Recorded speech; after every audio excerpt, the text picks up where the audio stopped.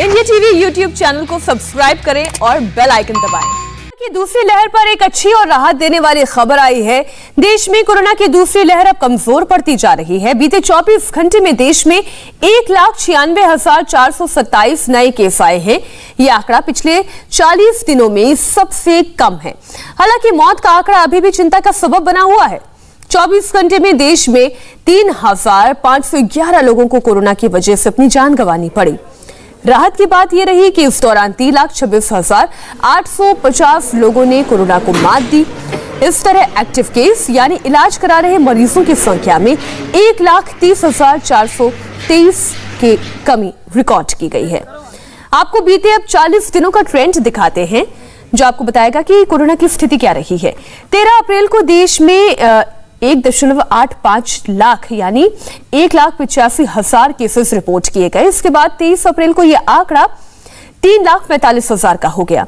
3 मई को 24 घंटे में कोरोना के 3,55,000 पॉजिटिव केस रिपोर्ट किए गए।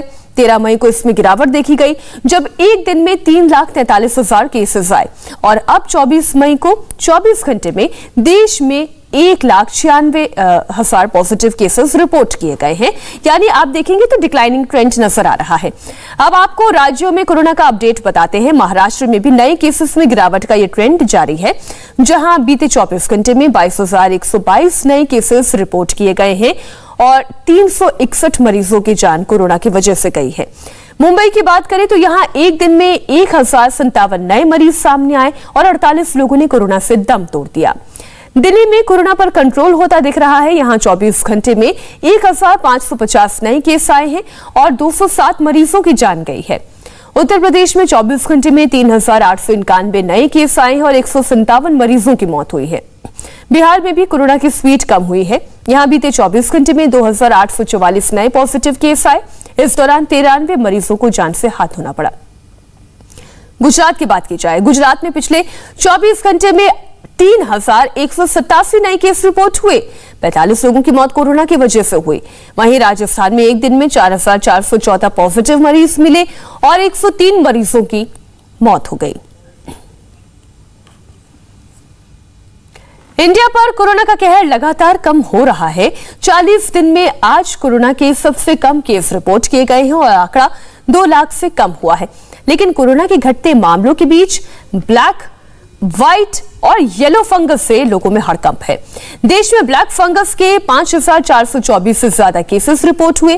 ब्लैक फंगस के सबसे ज्यादा 2,165 मरीज गुजरात में मिले हैं, तो महाराष्ट्र में 1,188 मामले सामने आए हैं। कोरोना की सेकेंड वेव से जंग धीरे धीरे अब अपने मुकाम पर पहुंच रही है और केस लगातार कम हो रहे हैं। लेकिन फंगस से ये नई जंग शुरू हो चुकी है। पहले ब्लैक फंगस का अटैक हुआ, फिर व्हाइट फंगस के केसेस सामने आए और अब येलो फंगस भी लोगों को डरा रहा है। ब्लैक फंगस के किस राज्य में कितने केसेस हैं, अब आपके सामने ये आंकड़ा रखते हैं। अगर पूरे भारत की बात की जाए तो इस वक्त भारत में एक्टिव केसेस 5,424 केसेस हैं। गुजरात में अगर बात की जाए तो अब आप ये देखिए कि 2,165 केसेस हैं। महाराष्ट्र में 1,188 केसेस हैं। उत्तर प्रदेश में 663 केसेस ब्लैक फंगस के सामने आए हैं, तो मध्य प्रदेश में 591 केसेस ब्लैक फंगस के हैं। हरियाणा की बात की जाए तो 339 केसेस ब्लैक फंगस के अब तक सामने आए हैं और वहीं अगर आंध्र प्रदेश की बात की जाए तो आंध्र प्रदेश में 248 केसेस ब्लैक फंगस के रिपोर्ट किए गए हैं। स्वास्थ्य मंत्रालय के मुताबिक ब्लैक फंगस के कुल 5,424 केस में से 4,556 मामले ऐसे हैं जो पहले कोरोना पॉजिटिव हो चुके थे। ऐसे में कोरोना से ठीक होने के बाद खास ख्याल रखना बहुत जरूरी है। Black fungus, white fungus, yellow fungus हमारी मेडिसिन में नहीं बोला जाता। हम म्यूकोर, एस्परजिलस या और कैंडिडा, ये अलग अलग तरीके की फंगस है। आई थिंक ये टर्मिनोलॉजी जनरल पब्लिक में क्रिएट हो गई है। ब्लैक फंगस डिपिक्ट करती है म्यूकोर बिकॉज अंदर से टिश्यू ब्लैक हो जाता है, प्रोबेबली इसलिए। व्हाइट फंगस जनरली जो हम देख रहे हैं वो एस्परजिलस को बोला जाता है। वो भी एक और तरीके की फंगस है। ये भी पहले भी देखी जाती थी कम पेशेंट्स में। कोविड के पेशेंट्स में कुछ नंबर्स इसके भी हो गए हैं। हमारे अभी 3 पेशेंट ऐसे हैं जो एस्परजिलस से जिसको व्हाइट फंगस क्या ये कम खतरनाक है ब्लैक फंगस की तुलना में? देखिए, ये भी इन्वेजिव फंगस है जो कि आपके टिश्यूज में इन्वेड करती है, आपके लंग्स में जा सकती है, तो ये भी डेडली। तो इसका भी इलाज जल्दी से जल्दी होना चाहिए, क्योंकि ये भी आंख में जा सकती है, लंग्स में जा सकती है, ब्रेन में जा सकती है। तो we have to act fast. ये बीमारी आगे ज़्यादा ना फैले, इसके लिए सबसे महत्वपूर्ण है कि स्टीरॉयड बिना प्रिस्क्रिप्शन के ना लें। स्टीरॉयड का वर्ड जो यूज है वो कम से कम स्टीरॉयड लें।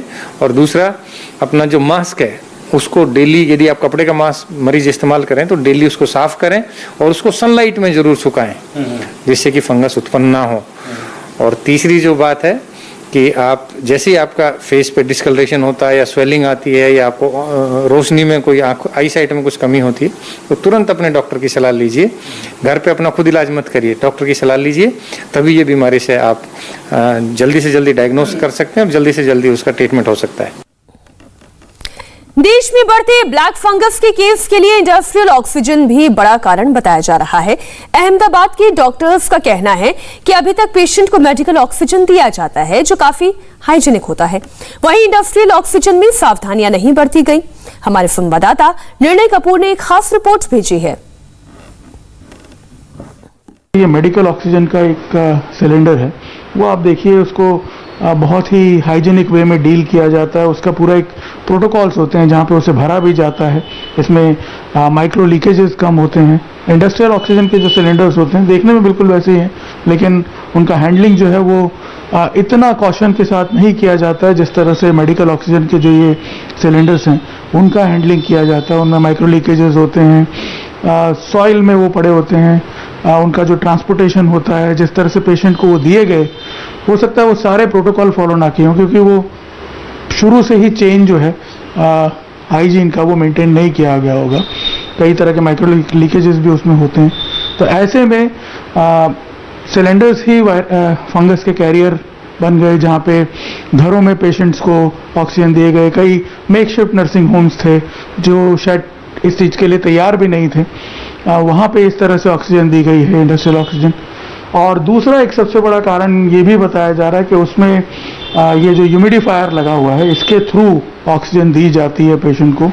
ये ह्यूमिडिफायर जो है ये भी एक बहुत बड़ा कारण हो सकता है, कैरियर हो सकता है फंगस का, क्योंकि ये जो ह्यूमिडिफायर है इसमें ये जो पानी आप देख रहे हैं यूज़ किया जाता है, ये डिस्टिल वाटर या स्टेरलाइज वाटर ही इसमें यूज़ किया जाना चाहिए और इसे बार बार बदला जाना चाहिए। इसे खोल करके बार बार बदला जाता है।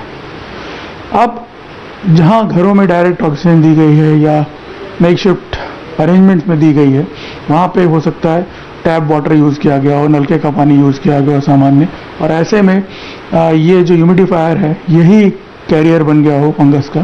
तो बहुत सारे ऐसे फैक्टर हैं जो इंडस्ट्रियल ऑक्सीजन यूज़ किया गया है उसके तरीके के, उसके प्रोसेस से जुड़े हुए, जिसकी वजह से भी ऐसा माना जा रहा है कि कोरोना के पेशेंट जो कि वैसे ही उनकी इम्यूनिटी काफ़ी डाउन हो जाती है, प्लस उनको स्टेरॉइड्स दिए जा रहे थे जिसकी वजह से उनका शुगर लेवल भी काफ़ी बढ़ रहे थे। अहमदाबाद के डॉक्टर प्रवीण गर्ग ने ब्लैक फंगस को लेकर इंडस्ट्रियल ऑक्सीजन को भी वजह माना है। कहा कि औद्योगिक ऑक्सीजन मेडिकल ऑक्सीजन की तरह पूरी तरह शुद्ध नहीं होती है। जो इशू आ रहा है वो उसकी हैंडलिंग पे है। एक तो ये कि इंडस्ट्रियल ऑक्सीजन पे गवर्नमेंट की कोई भी चीज का कंट्रोल नहीं है, चाहे उसका हैंडलिंग हो या उसको उसकी जो मार्गदर्शक का देखने का हो, रेगुलर चेकिंग हो, उसका कोई बहुत उचित प्रावधान नहीं है। जबकि मेडिकल ऑक्सीजन में हर एक प्लांट में लेबोरेटरी में होता है, उसकी टेस्टिंग होती है, सिलेंडर की रेगुलर चेकिंग होती है, उनमें किस हिसाब से प्रेशर दिया जाता है, हर एक चीज का एक मापदंड का रेगुलर चेकअप किया जाता है। इंडस्ट्रियल ऑक्सीजन को जब ट्रांसपोर्ट भी करते हैं तो हमने भी देखा हुआ कि वो खुले धूल के मिट्टी और में ऐसे ही पड़ी रहती है। फंगस लगातार अपना फन फैलाता जा रहा है। मुश्किल सिर्फ ब्लैक और व्हाइट फंगस की नहीं है, अब येलो फंगस यानी म्यूकोसेप्टिक्स का भी प्रकोप शुरू हो गया है। गाजियाबाद और मुंबई में येलो फंगस के केसेस मिले हैं। मुंबई में जो केस मिला है वो डॉक्टर्स को भी हैरान करता है, जहां एक ही शख्स में ब्लैक, व्हाइट और येलो तीनों तरह के फंगस मिले हैं। हालांकि समय रहते पता चलने के बाद अब वो शख्स पूरी तरह से ठीक हो चुका है। नमस्ते, मैं हूं मीनाक्षी जोशी। वीडियो और खबरों से अपडेट रहने के लिए India TV YouTube channel subscribe करें, बेल आइकन दबाना ना भूलें। जुड़े रहें इंडिया टीवी के साथ।